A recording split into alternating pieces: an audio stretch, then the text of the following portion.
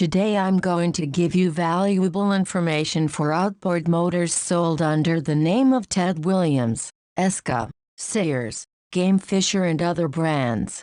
Short historical facts. In the 1960s, Sears marketed a line of small horsepower outboard motors using the baseball player Ted Williams' name. These outboards were made by McCulloch and Eska through that period. Motors were sold under numerous brand names. Most hardware stores and some auto parts stores sold these outboards. Eska outboard motors went out of production in 1986. Engines continued being marketed with the 1986 model numbers until stocks were exhausted. By 1987, most all brand names were discontinued in favor of Gamefisher brand, and these were all made by force from 1987 through 1996. It was at this time that Sears stopped selling outboard motors. The motors are sold in variety of 1 to 15 horsepower. The outer design may look different, but the internal parts are the same. Interesting fact is the internal gas tank will fit to all air-cooled models up to 7.5 horsepower motors, but 7.5 horsepower is coming out from the factory without internal gas tank, but can be added very easy. Some of the carburetor parts are the same in all models up to 15 horsepower. Very often people compare the engine to lawnmower, but it has nothing to do with it. The lawnmower is 4-stroke and the outboard is 2-stroke. The similarity is single horizontal fan air-cooled cylinder.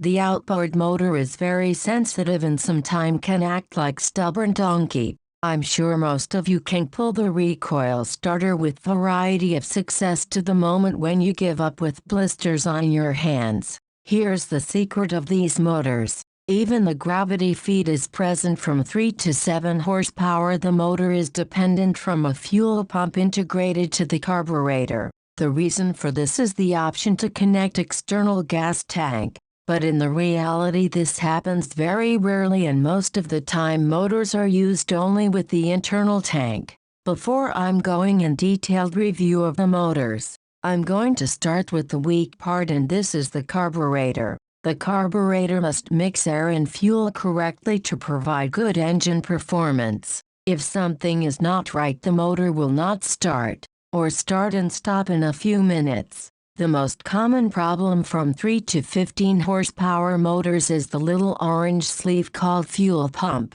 Interesting fact is that even new fuel pump can fail any moment. Very often the issue is fuel flooded engine. The reason of this is cracked fuel pump. This can happen anytime and anywhere. The symptoms are: engine suddenly dies, strong gas smell, wet spark plug, and in some cases fuel leak from the exhaust. Imagine yourself in the middle of the lake with bad fuel pump. The only way out is to fix the pump. In some models the access to the carburetor is very limited and will require engine cover disassembling. You will need tools, disposable gloves, some skills, new orange fuel pump in 30 to 45 minutes. If the engine worked well up to this moment, don't touch the main mixture screw and idle speed knob. Here's how the fuel pump works. Outboard carburetors have a built-in fuel pump consisting of a fuel pump element which inflates and deflates with crankcase pulses, which opens and closes 2 flap valves in the fuel pump, thereby pumping fuel from an internal or remote tank to the carburetor float bowl. When replacing the fuel pump element, install with the slot opening at a 45 degrees angle as illustrated. As the engine's piston moves upward, a partial vacuum is created in the crankcase, which collapses the fuel pump element in the carburetor. On the outside of the element, suction opens the inlet flap, drawing a supply of fuel from the tank and lines into the cavity created by the deflating pump element. Suction pulls the outlet flap closed, sealing the outlet port so that fuel isn't pulled from the area of the inlet needle and seat. On the downward stroke of the piston, crankcase pressure enlarges the pump element, forcing fuel out of its cavity. This pressurized fuel acts against the outlet flap valve, opening it, allowing a head of pressurized fuel to be transmitted to the inlet needle and seat port. The inlet valve is pressed against the inlet port, sealing it so that pressurized fuel does not escape back into the fuel tank and lines. If everything going well and if you are able to replace the fuel pump and have some fuel left in the tank, here is how to start the motor. Don't turn on the choke. The motor need to be ventilated. Full open the throttle and now you can pull the recoil starter. If by this time there are no blisters from this motor, now you are going to get it. It may take more than 20 pulls to ventilate the flooded engine. At some moment the engine will sneeze and will start.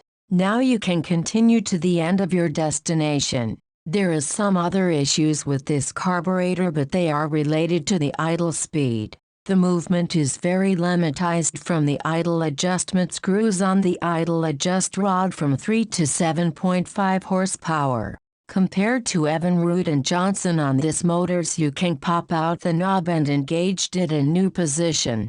With Ted Williams, Eska, Sears and Gamefisher this is not possible and will require tools and skills. By turning to left or right you are going to open or close the needle to carburetor casing. Small movement is big change in well-working carburetor. Unfortunately, this is not the end of the carburetor saga. The main jet in some models is adjustable and not everyone can do it. We can see the same situation with old Evinrude and Johnson motors. This option is going to disappear in late 70s from Johnson and Evinrude and will be replaced from fixed-size jet.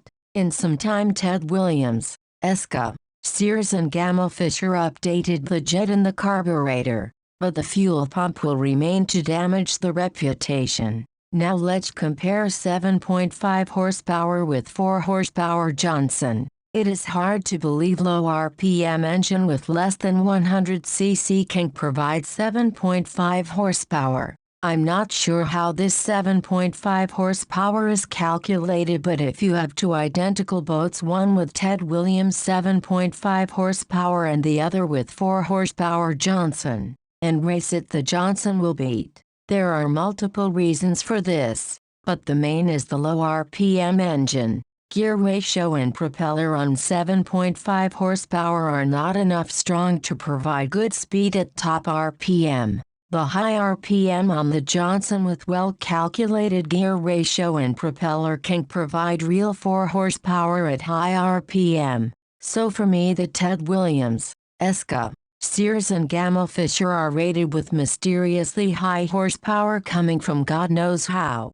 The air-cooled single-cylinder on the Ted Williams can provide high vibration on low speed and leads on high RPM. Imagine how are you going to feel at the end of the fishing day with hand vibration and strong noise around you. Now imagine yourself with the well-balanced 2-cylinder Johnson engine with less noise and better speed.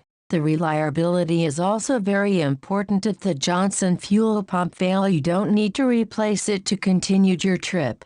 The only thing you need to do is to squeeze the prime pump every 5 seconds to deliver fuel manually to the carburetor. Few words for the ignition. Believe it or not, I never have any ignition problem with 3 to 7.5 horsepower motors. It is electronic type, and if I have to compare it to other brands, it is well done. The situation with water-cooled 9 to 15 horsepower model is different. The ignition is known to make problems and is very expensive to be replaced. The Ted Williams 3 to 7.5 horsepower engine is air-cooled single-cylinder.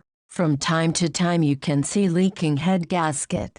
The only frozen engine I've seen back in the time was a motor left abandoned for years under the rain. Most of the motors have bad gear clutch. This is very typical. The engine is permanently engaged with the lower unit. The impeller on 4 to 7.5 horsepower is responsible to provide cooling only for the exhaust chamber. If you need any parts, in most situations you will find some engine gasket, carburetor rebuild kit, impeller and some seals. In conclusion, if the fuel pump issues are not existing and the engine is gravity fuel feed, the motor is going to be reliable. The vibration and the noise can be compared to tractor engine, which is going to work forever as long as you are able to start it.